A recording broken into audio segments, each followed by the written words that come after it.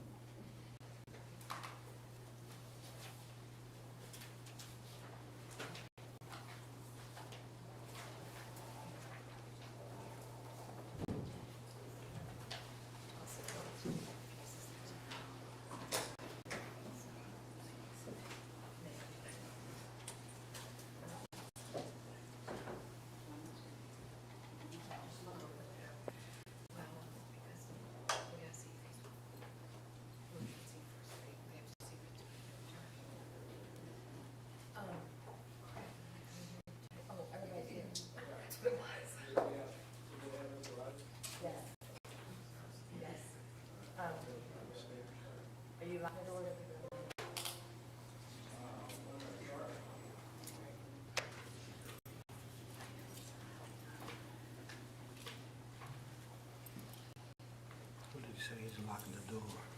When is he locking the door? When he starts, when he comes out for this, because he's got a 1:30 to have somebody who's done with this then.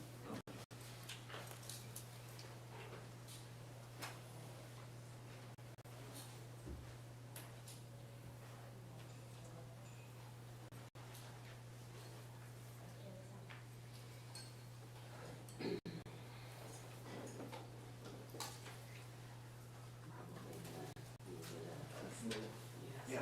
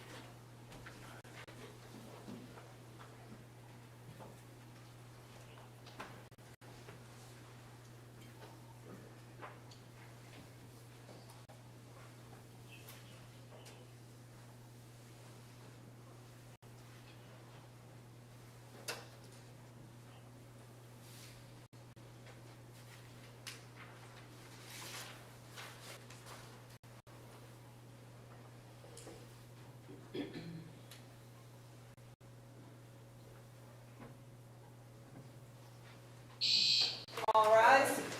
Division 22 is in session. The Honorable Judge Michael Nobles presiding. All right, please be seated.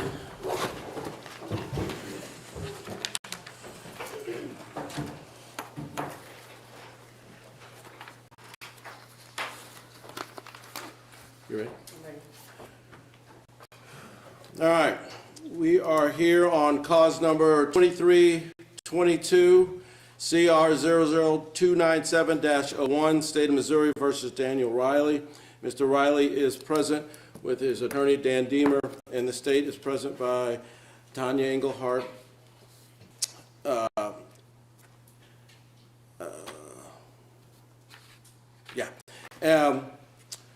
So this matter is before for sentencing pursuant to the verdict, which was rendered by the jury finding the defendant guilty under count 1 of assault in the second, count 2, armed criminal action, count 3, assault fourth, and count 5, operating a vehicle without a license.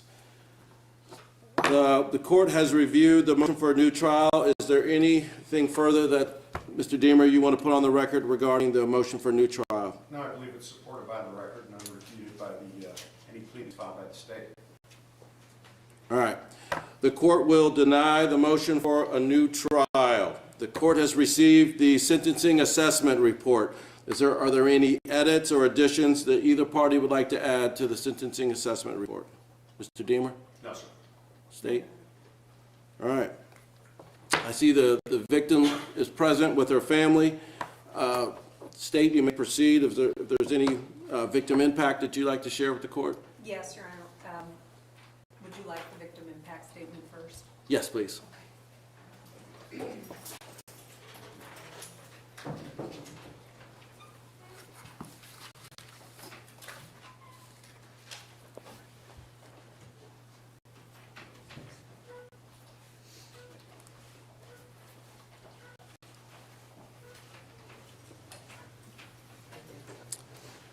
All right, if you would address your comments to me and not to Mr. Riley, please. We're going to do one statement for all of us. Okay. On February 18th, 2023, Janae was by car that Daniel Riley was driving as we left our volleyball tournament. On that day, Daniel Riley chose to focus on his own personal satisfactions rather than showing consideration for humanity as he drove down the street.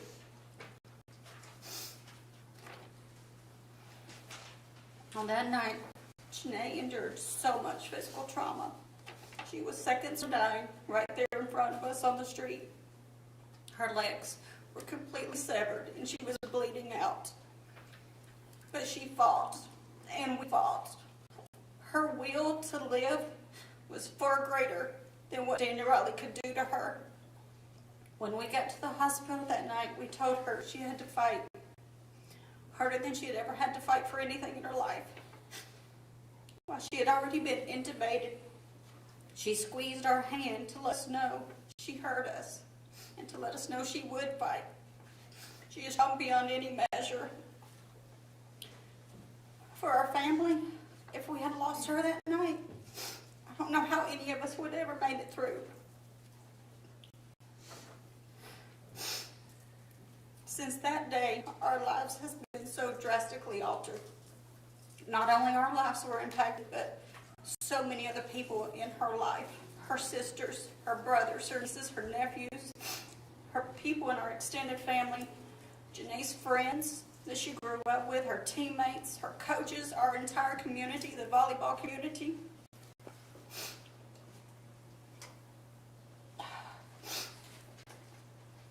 When you see her smile, it hides her sadness. It hides her physical pain.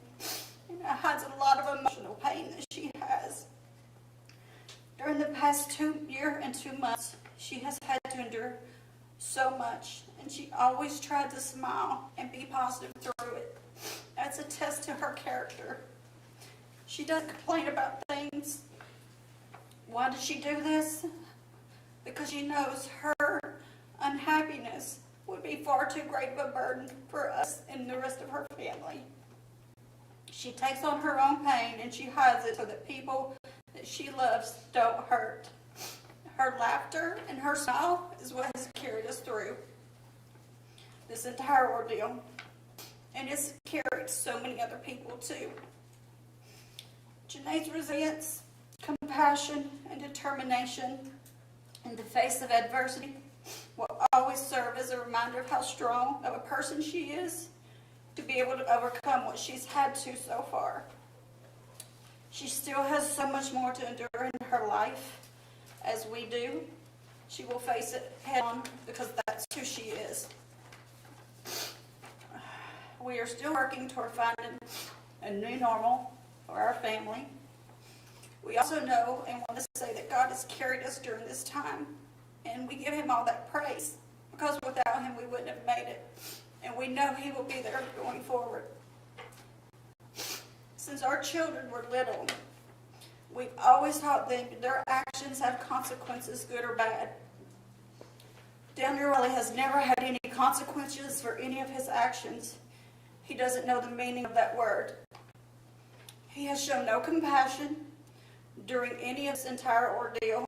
He has shown no remorse, no empathy, because he don't have it in him. It's not in his soul. Compassion comes from being held accountable to higher standards. He's never been held accountable before for anything in his life. He has demonstrated over and over during this trial and during this past year that he has no concern for humanity and no concern for the harm that he did to our daughter. If he did, he would have shown it. We ask this court to make Daniel Riley accountable for his actions. He must face the full extent of the consequences to what he has done to Janae on that date, February 18th. He needs to serve the entire sentence as the jury gave, and we ask on behalf of our family that he serve each individual sentence consecutively. Based on his own actions, he sentenced Janae on that street that night to be an amputee for the rest of her life. The sentence he was given will never be enough to repay what she had taken from her and from our family. He deserves the sentence that he was given to be served in its entirety and consecutively. We beg that you will honor that. Thank you. Thank you. Is there anyone else from the state? No. Does the state have a recommendation? Yes, Your Honor. I just wanted to remark about how deliberate the jury was, both in rendering their verdicts and in determining their sentencing recommendation. It's difficult sometimes to get 12 people to agree on anything, but based on the length of their deliberations, they were able to get together, and together as a unit representing the people of the city of St. Louis gave the recommendations for each count. Your Honor, I believe that those sentences should also run consecutive. I know that the armed criminal action and the assault second must be run consecutively by statute, but just following the intention and the will of the jury, of the people, I ask the court to also run the sentence on the assault 4th degree consecutive as well, and to impose the maximum fine on the driving without a valid license. Thank you. Mr. Deemer? Judge, one matter that if we could approach. Sure.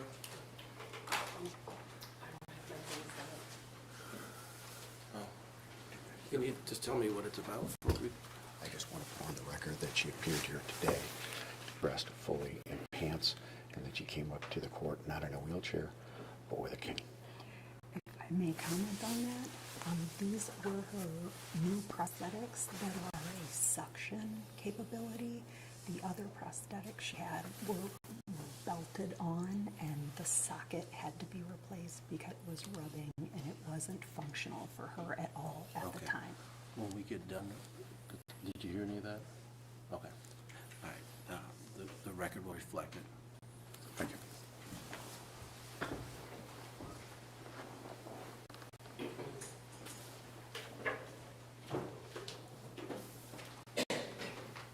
Mr. Deemer, do you have anything to share with the court? No, sir. Does Mr. Riley have anything he wants to share with the court? No, sir. Okay.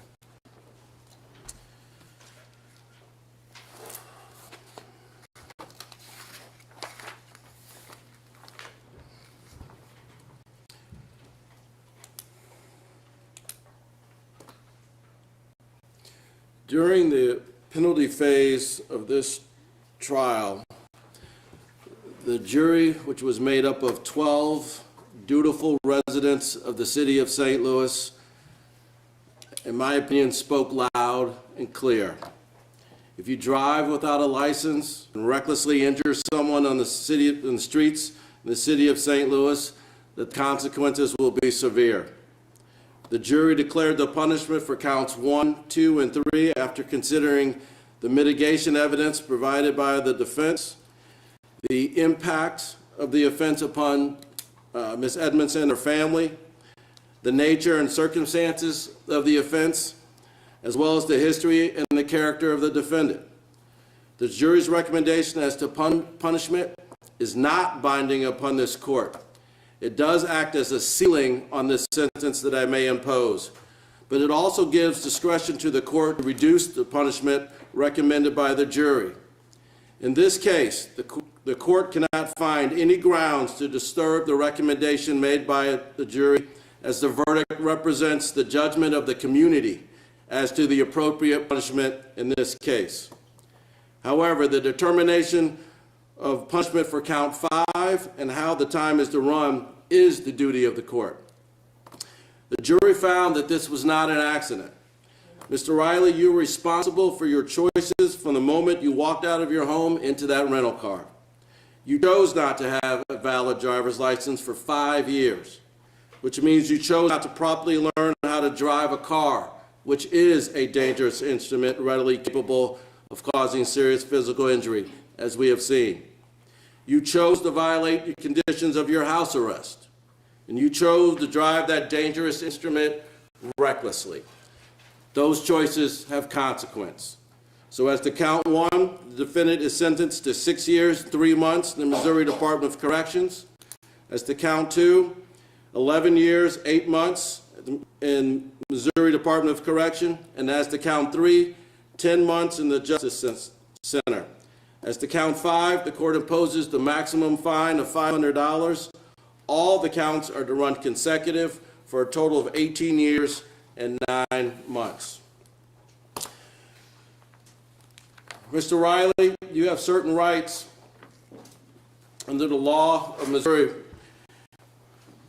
after a person is convicted of a felony after a trial. Certain rights apply to the review of the legality of the conviction. In addition to the right of appeal, you have the right to file a motion under certain rules of the Missouri Supreme Court. The rule that applies to you is 29.15. This rule provides you with the right to file a motion in this court, vacate, set aside, or correct the judgment of conviction or sentence. By asking for a review under that rule, you're entitled to have the court decide first whether the judgment of conviction or sentence violated the laws or constitutions of the United States or the state of Missouri. 2, whether this court had the jurisdiction to convict you. And 3, whether the sentence imposed was in excess of the maximum sentence authorized by law. In order to obtain a review of your conviction under 29.15, you must file criminal procedure form number 40, and you must do so within 6 months. Failure to file that motion within that time limit will result in a complete waiver of any right you may have to ask relief under that rule. If you file this motion, you must include every ground known to you for vacating, setting aside, or correcting the judgment or sentence. And if you file such a motion, cannot afford an attorney, a new attorney will be appointed to represent you free of charge. Do you believe you understand your rights to proceed under 29.15? Yes. Do you have any questions about this procedure for me or your attorney? No. Next, it's my duty to ask you questions regarding your attorney in this case. I'm going to ask you questions about your dealings with your attorney. In doing so, I'm asking to find out whether he lived up to what we consider to be reasonable professional standards.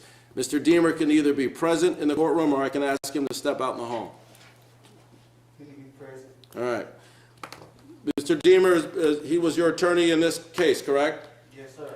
How many times did he talk to you regarding this particular case, roughly? 7 times. More than 10, I'm guessing? Yeah. All right. So did he go over the police report? Yes. Did he go over the good parts? Yes. Bad parts? Yes. At some point, in looking in the case, you and Mr. Deemer decided that you wanted to take this to trial. Is that correct? Yes. You knew you had an option of taking a plea. Is that my understanding that there was a plea offer on the table? Yes. It's my understanding that after talking to Mr. Deemer, you rejected that. Is that correct? Yes. All right. So you decided to go to trial. Did you and Mr. Deemer work on that trial together? By that, do I mean, did he tell you what his plans were and how he was planning on putting on a defense? Yeah. All right. Did he go over different witnesses he was possibly going to call? Yeah. All right. So there were several decisions during that trial. One mainly, we talked about it on the trial, was regarding whether you were going to testify or not. Do you remember that? Yes. All right. So the court asked you about that, and you said that after talking with Mr. Deemer, you had decided that you did not want to testify. Is that correct? But you, ultimately, it was your decision, but you ran that decision by Mr. Deemer. Correct. Okay. And also during the punishment phase, you were given an opportunity to talk, and again, you decided not to, is that correct? Correct. And that was after you consulting with Mr. Deemer as well? Correct. Okay. Do you have any complaints about the way Mr. Deemer has handled your case? I know you're not happy about the outcome, but is there any issues with the way he's handled the case? I mean, I won't really know until I hire another attorney. Okay, but as of right now, you can't articulate any issues or problems you've had with Mr. Deemer? No, sir. Okay. Let me back up the one thing. When the state had made you an offer and you had decided to go to trial, did Mr. Deemer go over the full range of punishment? In other words, you could end up with not guilty, but you could also end up with the maximum sentence? Yes, he did. He did go over that with you? Okay. All right. All right, following the examination of the defendant pursuant to 2907B4, the court finds that the defendant has been advised of his rights to proceed under 29.15, and the defendant understands those rights. He was represented at all critical stages of this proceeding by Mr. Dan Deemer. Mr. Deemer investigated the case. He advised the defendant concerning all significant aspects of the case, informed the defendant of the trial and trial preparations, and prepared him for trial and represented him at the trial in a reasonably competent professional manner. The court finds and concludes that there is no probable cause to believe he has received effective assistance of counsel and will continue to rep him to the extent necessary. Is there anything before we go off the record? Your Honor, I will file a notice of appeal. I do have order to proceed in form of paupers from Mr. Riley since he's confined. All right, if you'd have him sign his portion and the court will sign that. Anything from the state? No, Your Honor. All right, this concludes the matter on the record. We're at temporary recess. All rise. Court is in recess. You're free to go.